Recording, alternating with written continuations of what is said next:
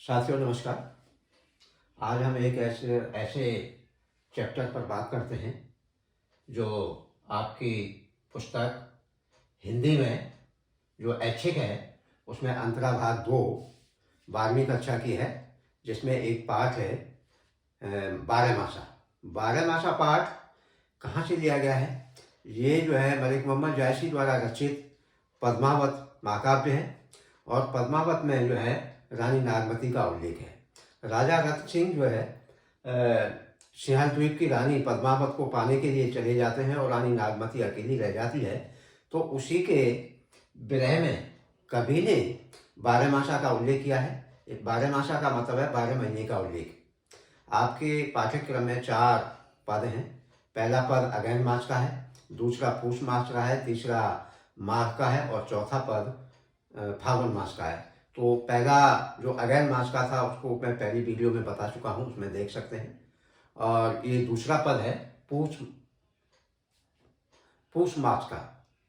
तो इसमें रानी जो है नागमती, अब इसका हम जो है एक एक शब्द का बहुत ही आसान और सरल शब्दों में जो है ना इसका जो भाव हम यहाँ स्पष्ट करते हैं। और तो इस तरह ये पद दूसरा है मलिक मोहम्मद जायसी का बारहमासा का। तो इसमें रानी जो है नागमती पूष के महीने में जो सर्दी भयंकर पड़ती है उसमें जो है क्या होता है कि पूष जाड़ थर थर तन कांपा, यानी पूष का मतलब पूष का महीना है और जाड़ का मतलब जाड़ा सर्दी, थर थर कांपना और तन का मतलब शरीर, कांपा का मतलब कांपता है। तो पूष के महीने में सर्दी जो है अधिक भयंकर सर्दी आ गई है और ऐसी स्थिति में जो है सर्दी के कारण शरीर जो है थर थर कांप रहा है। शरीर जो है थर थर कांप रहा है। और सूरज यानी सूरज जड़ाए लंक दिश तापा, यानी सूरज जड़ाए लंक दिश तापा। दिश का मतलब दिशा, यानी सूरज जो है लंका दिशा की तरफ। लंका दिशा का आशय यहाँ पर ये है कि दक्षिण दिशा में, क्योंकि लंका हमारे भारत की दक्षिण दिशा में है। तो कवि का कहने का मतलब यही है कि जब सूरज दक्षिणायन चला जाता है तो उसका जो है ताप, उसकी गर्मी जो है कम हो जाती है। तो गर्मी, सूरज की गर्मी कम होने के कारण, क्योंकि वो लंका दक्षिण दिशा में चला गया है, यानी सूरज की गर्मी कम होने के कारण सर्दी का प्रकोप अधिक बढ़ गया है। विरह बाढ़ भा दारुण सियु, विरह यानी विरह बढ़ गया है और दारुण सियु यानी विरह बढ़ गया है, लेकिन ऐसी ठंड में भी मुझे विरह के कारण, विरह बाढ़ भा दारुण सियु, विरह के कारण विरह बढ़ गया है लेकिन ठंड फिर भी जो है शरीर को जो है सता रही है। कंप कप मरो ले हर जीव, और लोगों को जो है ना, लोग जो है कांप कर थर थर कांप रहे हैं। जो है लोग थर थर सर्दी के कारण कांप रहे हैं। कंप कप मरो यानी इतनी सर्दी बढ़ गई है कि लोग जो है सर्दी के कारण कांप रहे हैं, थर थर कांप रहे हैं। तो ऐसी स्थिति में रानी नागमती कहती है कि कंत कहाँ हो लागो हियरे, कंत कहाँ हो लागो हियरे, यानी कंत का मतलब प्रियतम पति, कहाँ हो, कहाँ पर हो, लगूं हियरे का मतलब हृदय से, हे प्रियतम तुम कहाँ पर हो, मैं तुम्हारे शरीर से, हृदय से लगना चाहती हूँ।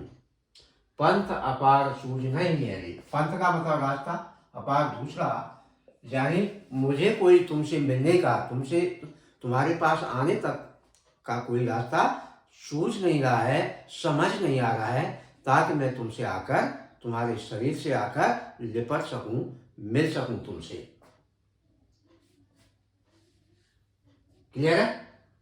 तो इसके बाद सौर सुपोती आवे जुड़ी। सौर जो रजाई, हम रजाई ओढ़ते हैं सर्दियों में, तो सौर सुपोती आवे जुड़ी, यानी इतनी सर्दी बढ़ गई है कि सौर जो है ठंडी हो गई है और उसमें जो है सर्दी जो है रुक नहीं रही है। सौर जो है रजाई जो है इतनी ठंडी हो गई है और उसमें जो है ठंड रुक नहीं रही है और ठंड के कारण जो है जूड़ी आ गई है, ताप आ गया है। बुखार आ जाए और ऐसा लगता है कि जानो सेज, जानो सेज, जो चारपाई होती है हिमाचल बूढ़ी, यानी ऐसा लगता है कि जो रजाई है या जो सेज है, चारपाई है, वो जो है उसमें सारी बर्फ जो है, हिमालय की जो सारी बर्फ है उसमें आकर जो है इकट्ठी हो गई है, तो इतनी ठंडी महसूस हो रही है। चकई, चकई निस बिछुड़े दिन मिला, यानी चकई एक पक्षी होता है। चकई, निस का मतलब रात और बिछुड़ का मतलब बिछुड़ना और दिन का मतलब दिन और मिला का मतलब मिलना। तो इसका मतलब ये हुआ कि कवि कह रहा है, रानी नागमती कह रही है कि चकई निस बिछुड़े, निस का मतलब रात, यानी चकई जो पक्षी होता है वो रात को बिछुड़ जाता है, अपने जोड़े से जो है रात को बिछुड़ जाता है। प्रकृति द्वारा उसको ऐसा श्राप मिला हुआ है कि जैसे ही अंधेरा होगा शाम को तो वो अपने जोड़े से बिछुड़ जाता है। लेकिन दिन मिला, लेकिन वो दिन में तो कम से कम मिल जाता है, रात में बिछुड़ने के बाद वो दिन में तो दोनों आपस में मिल जाते हैं। किंतु हो निश बासर, हो का मतलब मैं, निशी रात, बासर दिन, बिरह को खिला, यानी मैं तो जो है, मैं तो ऐसी अभागिन हूं कि मैं तो जो है दिन और रात उस बिरह रूपी कोयल की तरह विलाप करती रहती हूँ, कूकती रहती हूँ, जो कि दिन और रात कोयल जो है चिल्लाती रहती है, उस कोयल की तरह मैं तो दिन रात बिरह में व्याकुल रहती हूँ। रैन अकेली, रैन का मतलब वही रात, अकेली अकेला, साथ संग नहीं सखी सखियां, यानी नागमती कहती है रैन अकेली साथ नहीं सखी, यानी दिन में तो सखियां जो है साथ में हो जाती हैं तो दिन तो जो है जैसे तैसे निकल जाता है, लेकिन रात को तो जो है सखी भी नहीं होती हैं, तो रात में जो है रात को निकालना, रात को काटना बड़ा मुश्किल हो जाता है। रहने अकेली साथ में सखी, रात को जो है सखियां भी अपने अपने घर चली जाती हैं, दिन में जैसे ही शाम होती है तो सारी सखियां जो है अपने अपने घर चली जाती हैं, तो मैं अकेली रह जाती हूँ।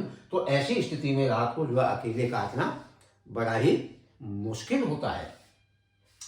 कैसे जियो बिछोड़ी पंखी, यानी मैं किस तरह जीऊं, उस बिछुड़े हुए पंछी की तरह मैं बिलक बिलक कर रोती रहती हूँ। कैसे जीऊं बिना प्रियतम के साथ के, कैसे जीऊं, मेरी स्थिति तो जो है उस जो है बिछुड़े हुए पंछी की तरह हो गई है, जो बिछुड़ कर जो है दोबारा नहीं मिल पाता है और व्याकुलता में घूमता रहता है। इसके बाद ये बिरह, बिरह सचान, सचान का मतलब होता है बाज, भवे तन का मतलब शरीर, चांदा का मतलब नजर गड़ाए रहना। तो रानी नागमती कहती है कि बिरह रूपी बाज मेरे शरीर पर नजर गड़ाए हुए है, नजर जमाए हुए है।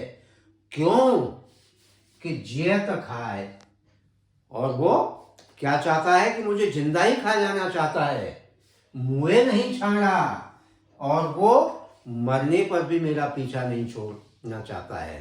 यानी बिरह रूपी सचान, यानी बिरह रूपी बाज मेरे शरीर पर नजर जमाए हुए है और वो देख रहा है कि जिए तो खाए, वो मुझे जीवित ही खा जाना चाहता है और मुँहे नहीं छड़ा और मरने पर भी मेरा पीछा नहीं छोड़ना चाहता है। तो इस तरह ये चौपाई का हो गया।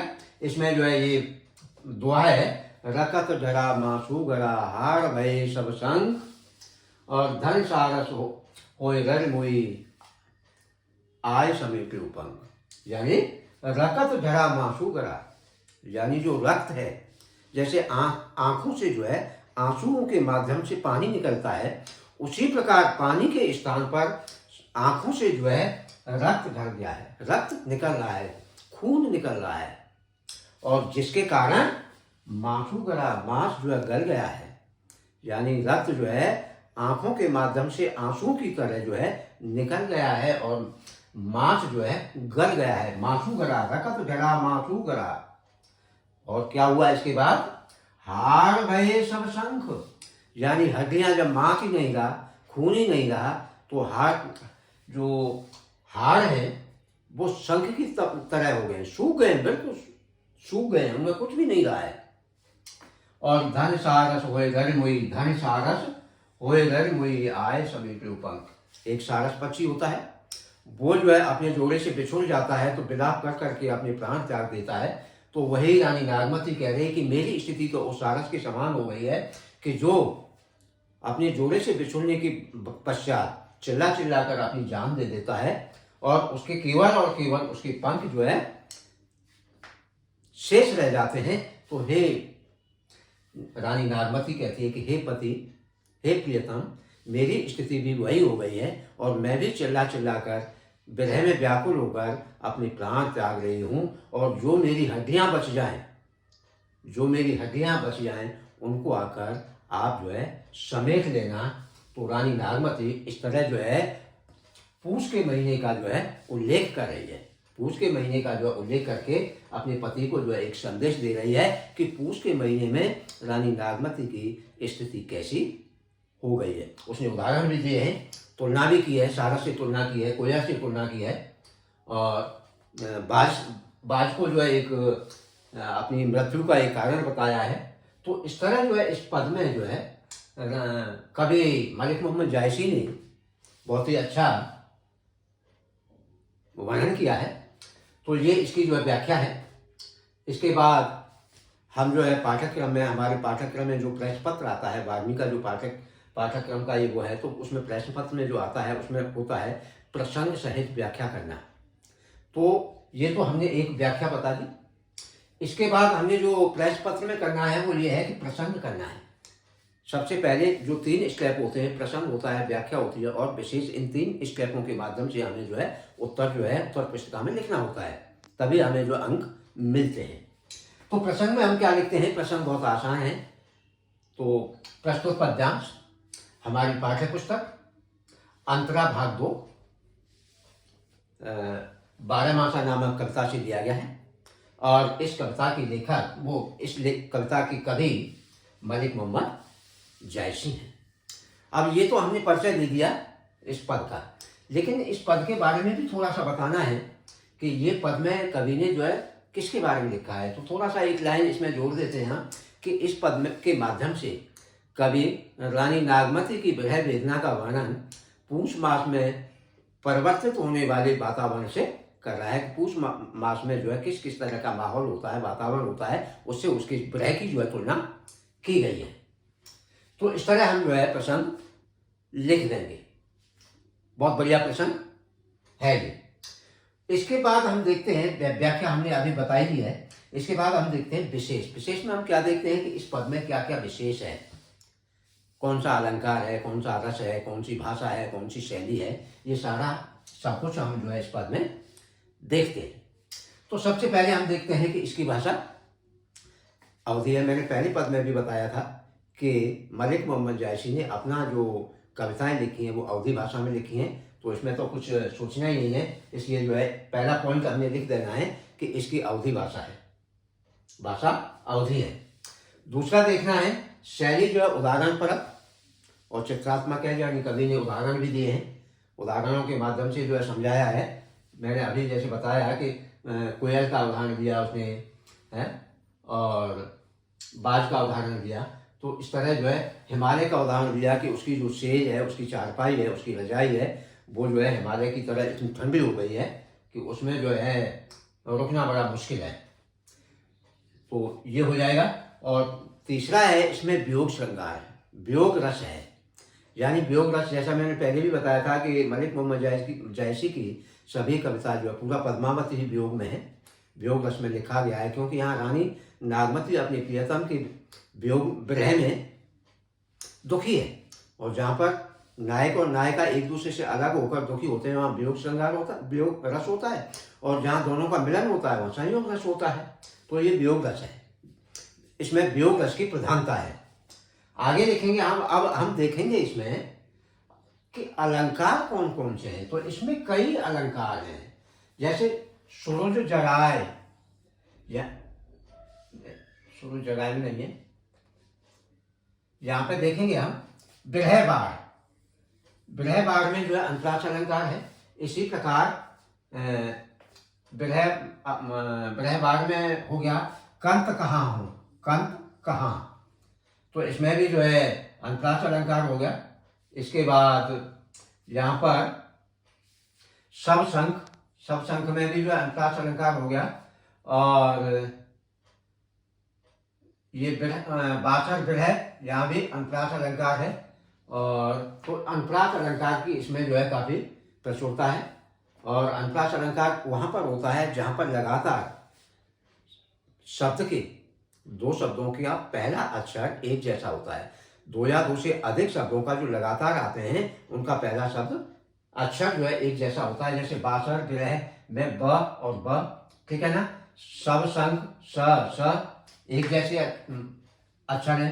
कंत कहाँ क, ग्रह बार ब, इस तरह जो है अनुप्रास अलंकार होता है।